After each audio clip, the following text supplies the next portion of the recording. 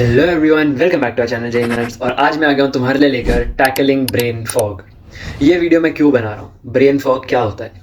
Brain fog होता है कि लेट्स से तुम कोई टास्क करना चाहते हो लेकिन तुम वो टास्क नहीं कर पा रहे बिकॉज तुम्हारा ब्रेन उस टास्क के बारे में नहीं सोच पा रहा, या फिर उस टास्क का आउटपुट कैसे अचीव किया जाए उस बारे में नहीं सोच पा रहा। वो इसलिए है बिकॉज तुम्हारे सामने तुम्हारा एक टास्क है, तुम्हारे सामने तुम्हारा एक गोल है, तुम्हारे ब्रेन और उस गोल के बीच में एक फॉग आ गई है। तुम्हारा ब्रेन उस टास्क, उस गोल को डायरेक्टली देख नहीं सकता, इसलिए उसके बारे में सोच नहीं पा रहा। तो ब्रेन फॉग तुम लोगों के लिए इंपॉर्टेंट इसलिए है बिकॉज जितने भी जेई एस्पिरेंट्स से हमारी बात होती है, काफ़ी सारे लोगों की यही प्रॉब्लम है कि भैया पढ़ाई करने जाता हूँ लेकिन पढ़ाई हो ही नहीं पाती, प्रॉब्लम सॉल्विंग करने जाता हूँ लेकिन क्वेश्चन स्ट्राइक ही नहीं करते, सोल्यूशन स्ट्राइक ही नहीं करते, बस ब्लैंक बैठे रहता हूँ।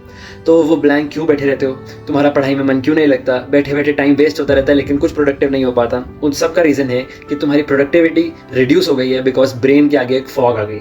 तो उस प्रोडक्टिविटी को कैसे इंक्रीज करना है, उस ब्रेन फॉग को कैसे रिमूव करना है, आज हम उन्हीं चीज़ों के बारे में बात करेंगे कि ब्रेन फॉग के क्या क्या रीजंस हैं, प्रोडक्टिविटी रिड्यूस होने के क्या क्या रीजंस हैं और उन्हें कैसे ओवरकम करना है। वो जो आइडियल स्कोर, आइडियल रिजल्ट माना जाता है ना जेई के अंदर, आई एम वेरी कॉन्फिडेंट कि तुम लोग वो अचीव कर सकते हो। बस वो पोटेंशियल में एक ब्रेन फॉग आ गई है जिसे हमें रिमूव करना है। So without any further ado, let's start with tackling brain fog. सबसे पहले पॉइंट की बात कर लेते हैं, ओवर थिंकिंग। आजकल बहुत कॉमन हो गया है, जितने भी एस्पिरेंट्स हैं ओवर थिंकिंग करते रहते हो। तुम बैठ के रिजल्ट के बारे में सोच रहे हो, अपने स्कोर्स के बारे में सोच रहे हो, पेरेंट्स का क्या रिएक्शन होगा, दोस्तों का क्या रिएक्शन होगा, सोसाइटी का क्या रिएक्शन होगा, यही सारी चीज़ों के बारे में तुम सोचते रहते हो। मैं केपेबल हूँ नहीं हूँ, मेरा फाइनल डे पे रिजल्ट कैसा आएगा, मैं एग्जाम में परफॉर्म कर पाऊंगा कि नहीं कर पाऊंगा। जो चीज़ आने वाली है ना उसके बारे में तुम पहले से ही ज़्यादा स्ट्रेस ले लेते हो, उसी के बारे में बार बार नेगेटिव चीज़ें सोच सोच के स्ट्रेस ले लेते हो एंड ब्रेन फिर उसी डायरेक्शन में चला जाता है। तुम कुछ अच्छा करना चाहो, तुम कुछ थ्योरी पढ़ना चाहो, प्रॉब्लम सॉल्विंग करना चाहो, उस चीज़ के बीच में भी वो ओवर थिंकिंग वाले थॉट्स तुम्हें हिंडर करते रहते हैं, बार बार दिमाग में आते रहते हैं, रिकॉल होते रहते हैं, जिस वजह से तुम पढ़ाई के ऊपर, लेक्चर के ऊपर, प्रॉब्लम सॉल्विंग के ऊपर कॉन्सेंट्रेट नहीं कर पाते। इसे इंप्रूव कैसे करना है? काम करके। ब्रेन के अंदर ओवर थिंकिंग के थॉट्स क्यों आते हैं? क्योंकि ब्रेन खाली है, ठीक है। ब्रेन के पास और कुछ सोचने को नहीं है तो उसके पास बहुत कुछ सोचने को है। इससे अच्छा हमने क्या करना है? एक डायरेक्शन में सोचना है। लेक्चर देख रहे हैं तो 100% फोकस लेक्चर के ऊपर होना चाहिए और कोई चीज़ नहीं सोचनी। और कोई चीज़ सोचने का स्कोप दोगे तो 10 चीज़ें सोचोगे। सिर्फ फोकस डालो लेक्चर के ऊपर, सिर्फ फोकस डालो प्रॉब्लम सॉल्विंग के ऊपर, अपने काम के ऊपर, ओवर थिंकिंग ऑटोमेटिकली खत्म हो जाएगी। सेकेंड चीज़ के ऊपर बढ़ते हैं, that is social media. Social media ने तुम लोगों के ब्रेन को ऐसे ट्रेन कर दिया है कि तुम्हें हर 30 सेकेंड, हर 1 मिनट के अंदर एक क्विक थ्रिल, एक क्विक एडवेंचर चाहिए। तुम्हें चाहिए फटाफट कंटेंट चेंज होता रहे। अभी मैं कुछ कॉमेडी देख रहा था, अभी मैं कोई सैड सॉन्ग सुन लूंगा, अभी मैं कोई रील देख लूंगा, अभी मैं कोई कॉमेडी वीडियो देख लूंगा, वॉट एवर, ठीक है। जिस वजह से तुम्हारा पीस ऑफ माइंड छीन लिया है। तुम लोग बैठ के चीज़ें सोच नहीं पाते। तुम्हें बोला जाए कि 10 मिनट बैठ के, सिर्फ 10 मिनट बैठ जाओ, सोचना ही छोड़ो, खाली दिमाग लेके बस 10 मिनट बैठ जाओ, वो भी तुम्हारे लिए पॉसिबल नहीं है। तुम्हें कुछ ना कुछ करना है, ठीक है। तो इसका क्या सोल्यूशन है? इस वजह से हो क्या रहा है कि तुम्हारी एफिशिएंसी रिड्यूस हो रही है। हमारे साथ ये होता है कि जब हम लोग प्रॉब्लम सॉल्विंग करते हैं, सीधा एक बारी में 1 मिनट में सोच के सॉल्यूशन नहीं आ सकता। सॉल्यूशन आता है ट्रायल एंड एरर से।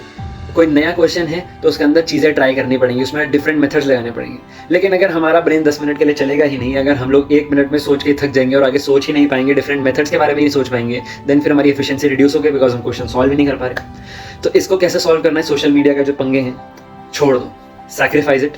एक बार रिजल्ट आ गया, एक अच्छे कॉलेज में चले गए, पूरा दिन सोशल मीडिया चलाना, पूरा दिन मत चलाना, बाकी चीज़ें भी हैं, आगे जाकर करियर भी बनाना है।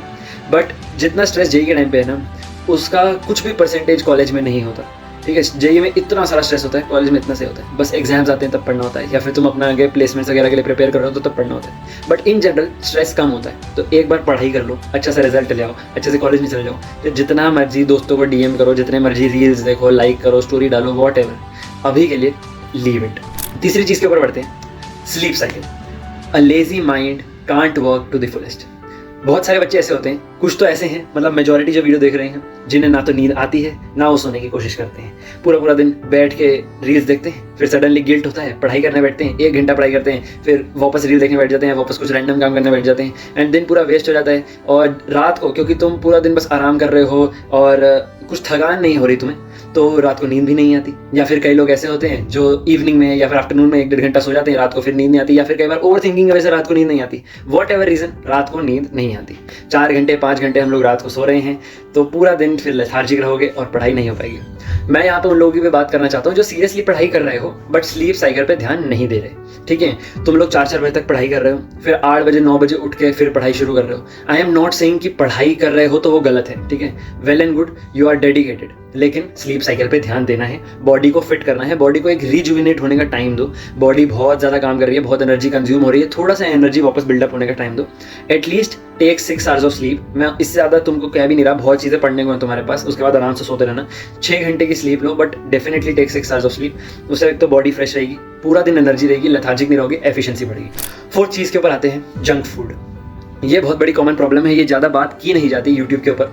एंड ये मैंने पर्सनली एक्सपीरियंस किया कि जब हम लोग पढ़ाई कर रहे होते हैं या फिर हम कोई भी चीज़ें कर रहे हैं, घर पे बैठे अपना पढ़ रहे हैं, प्रॉब्लम सॉल्विंग कर रहे हैं, वॉट, तो हम लोग रैंडम चीज़ें, जंक फूड, कुछ भी हेल्दी नहीं खाते हैं। बस मंचिंग चल रही है, 2 घंटे की प्रॉब्लम सॉल्विंग करी, साइड में चिप्स रखे हुए हैं या फिर कुछ भी रैंडम नमकीन रखा हुआ है, खा रहे हैं, पी रहे हैं, कोक पी रहे हैं, कुछ भी पी रहे हैं, रैंडम मंचिंग चल रही है। पेट भरा हुआ है तुम्हारा, ऐसा भी नहीं है कि तुम खाना वाना छोड़ के बैठे हुए हो, पेट भर रहा है, एनर्जी मिल रही है, लेकिन वो खाना वर्थ इट नहीं है। क्योंकि तुमने ये चीज़ सुनी होगी कि खाना खाने के बाद नींद बहुत अच्छी आती है। तो इतना ज़्यादा जंक फूड खाने से ना नींद आती है, लेथार्जिक होता है बंदा, लेजी हो जाता है, एफिशिएंसी रिड्यूस हो जाती है। दूसरी चीज़, तुम लोगों की बहुत गंदी आदत है इर्रेगुलर टाइम्स पे खाना खाना। 4 बजे तक पढ़ाई कर रहे हैं, 4 बजे जाके किचन में जाके मैगी बना लेंगे। क्यों भाई, 4 बजे पढ़ाई करिए, कुछ हेल्दी खा ले, फ्रूट भी तो खा सकता है, ठीक है। अब ये सब मत आ जाना कि साइंस वाइंस तुम पढ़ के आओ कि रात को ये फ्रूट नहीं खाना, वो फ्रूट नहीं खाना, तो रात को मैगी खाना भी सेफ नहीं है, ठीक है।